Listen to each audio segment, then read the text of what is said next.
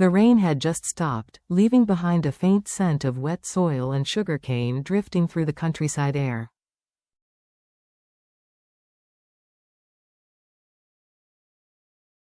Inside a small house nestled by the fields, Diep sat by the window, her fingers sticky and stained with caramel.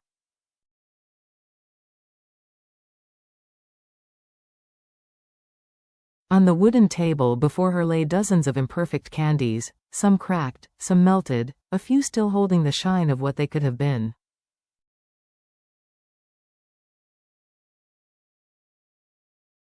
Yet in the quiet of that rural evening, her eyes gleamed with something unshaken: determination.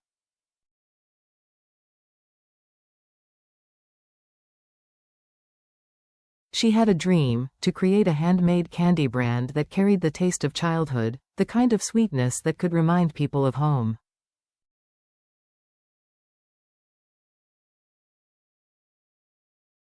It wasn't about profit or fame, it was about nostalgia, warmth, and belonging. But to everyone else, her dream was nothing more than a foolish fantasy.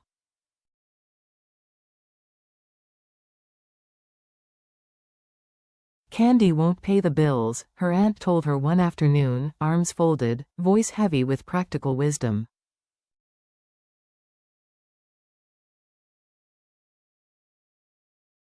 You should find a real job. Even her friends laughed. You're not in a movie, Diep.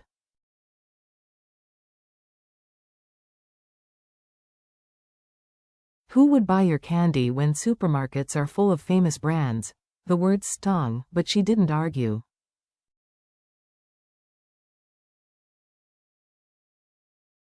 Instead, she turned her silence into work.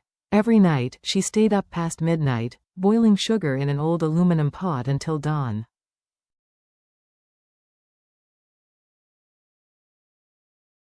The tiny kitchen smelled of burnt sugar and stubborn hope. Her hands blistered. Her eyes turned red from sleepless nights.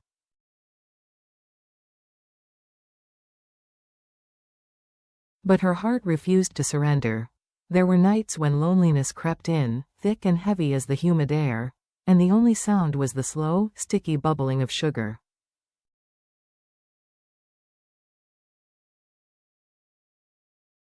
On those nights, she wondered if anyone would ever understand what she was trying to build.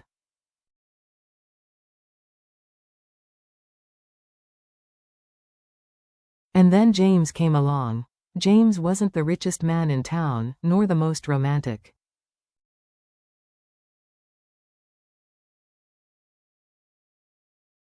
But he possessed something more precious: faith. One evening, he came home to find Diep sitting on the kitchen floor, her failed candies scattered like broken glass.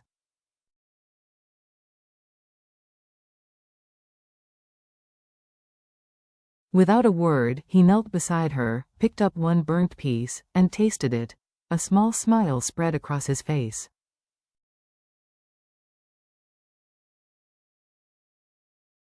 It's sweet, he said softly, just like your dream. If no one believes in it, I will.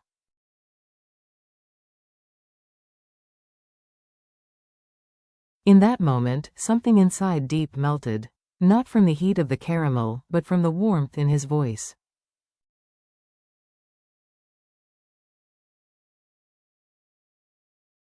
For the first time, she believed her dream might not be impossible after all. From that night onward, everything began to shift, not with fireworks, but with the slow, steady rise of dawn after a storm.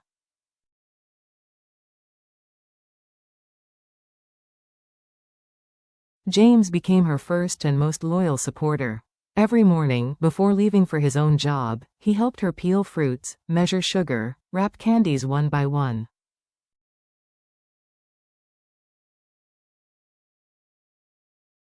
Their kitchen was cramped, the air heavy with sweetness, and the sound of boiling sugar filled every corner.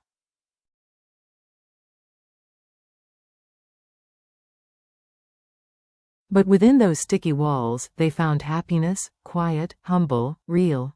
James often told her, dreams don't start big.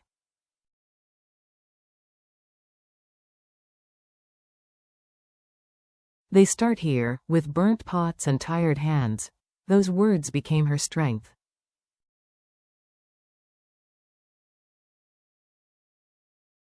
Diep began recording every recipe in a notebook. The boiling time, the honey ratio, the flavors that made people smile.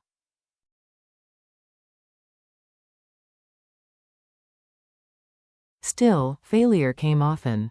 Her first batch for the local market melted under the afternoon sun.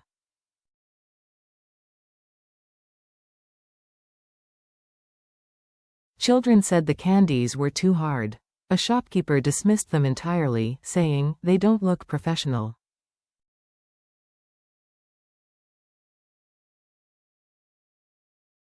That night, Diep sat in silence, her spirit heavy with defeat, but James wasn't ready to let her give up.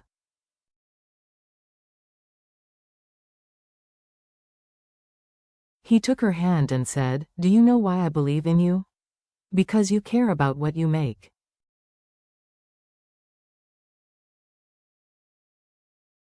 That's something money can't buy. We'll fix the recipe. We'll learn together. They experimented for weeks, laughing at their own mistakes.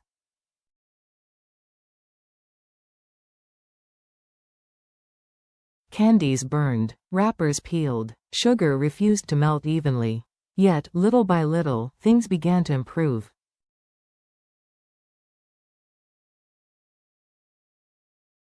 Diep's candies became softer, prettier, more inviting. One afternoon, as she returned to the market, a little girl tugged at her mother's sleeve and whispered,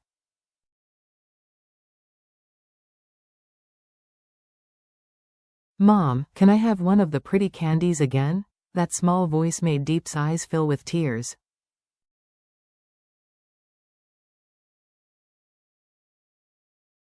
For the first time, their dream tasted like success. Weeks turned into months.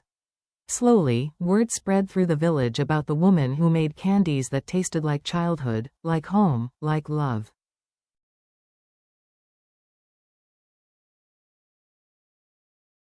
People didn't just buy her sweets.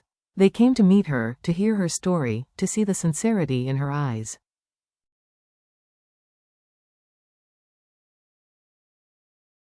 They saw her and James, working side by side in that tiny kitchen, creating something beautiful out of almost nothing.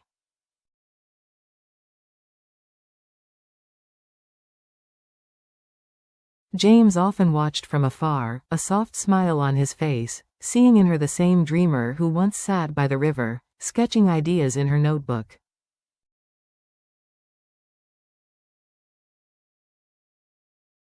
He never said it aloud, but with every passing day, his admiration deepened. But success, even small success, always invites new tests.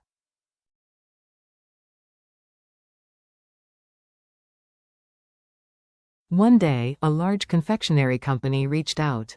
They had heard about Diep's handmade candies and wanted to collaborate.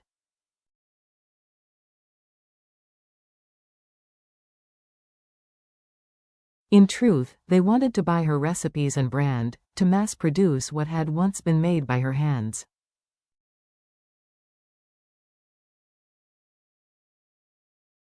The offer was tempting. The money could change their lives overnight. "What do you want to do?" James asked gently.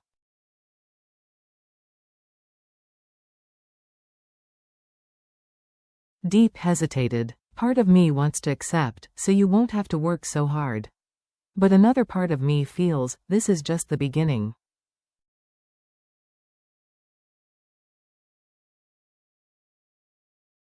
"If I sell my dream now, what will be left of it?" That night, they stayed awake, talking under the faint hum of the ceiling fan.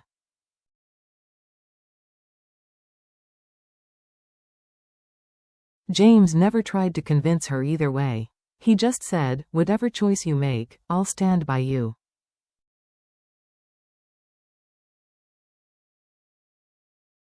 You built this dream with your heart. Don't let fear decide its future. The next morning, Diep wrote a short letter thanking the company for their interest, but declining the offer.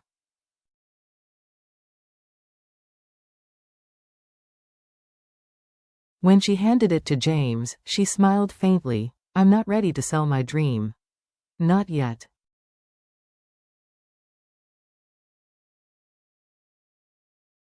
James wrapped his arms around her. "That's my Diep," he whispered, "the woman who believes, even when no one else does."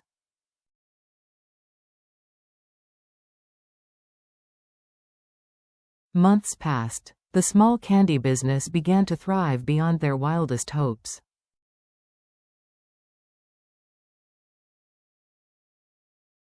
Diep's sweets became a symbol of something deeper: authenticity, warmth, and resilience, in a world that was forgetting what handmade meant.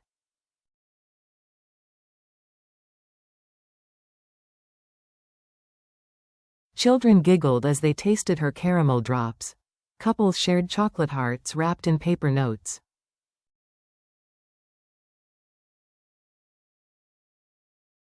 Old neighbors smiled, saying, "These candies taste like the days we used to dream."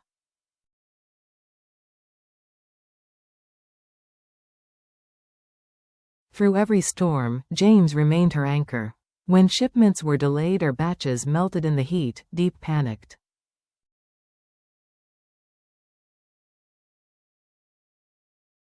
But James stayed calm. "It's all right, love," he'd whisper. "Dreams take time to ripen, just like love."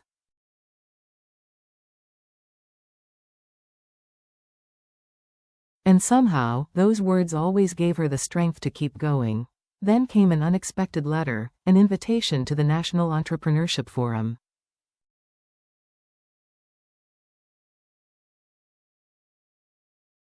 Diep had been nominated for Inspirational Businesswoman of the Year. She was stunned.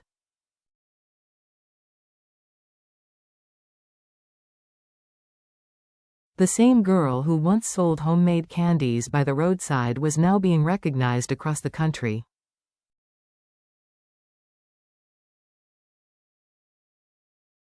That night, as she stood under the bright stage lights, her hands trembled.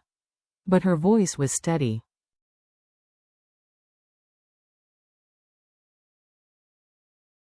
"I started this journey with nothing but a small dream, and a man who believed in me when no one else did."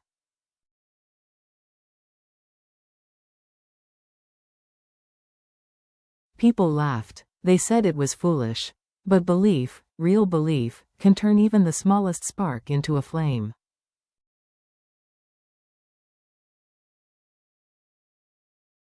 The audience erupted in applause. James, sitting in the front row, didn't clap right away.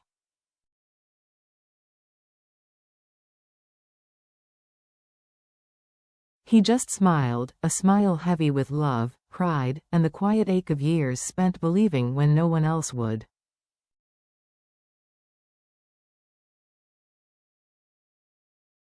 That night, walking home under the Golden City lights, Diep looked up at him and whispered,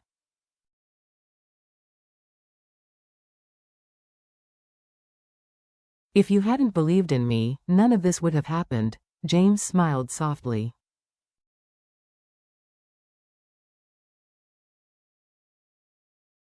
"You're wrong, Diep. I didn't just believe in you, I believed in us. In what love can do when two people refuse to give up."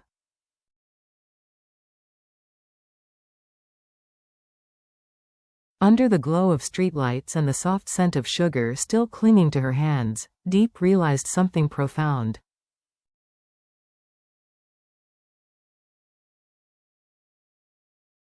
The candies she made were no longer just sweets. Each piece carried her sleepless nights, her courage, her stubborn hope, and his faith.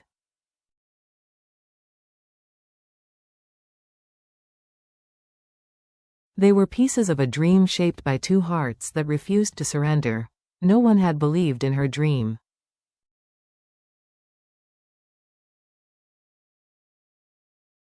No one, except James, the man who never gave up.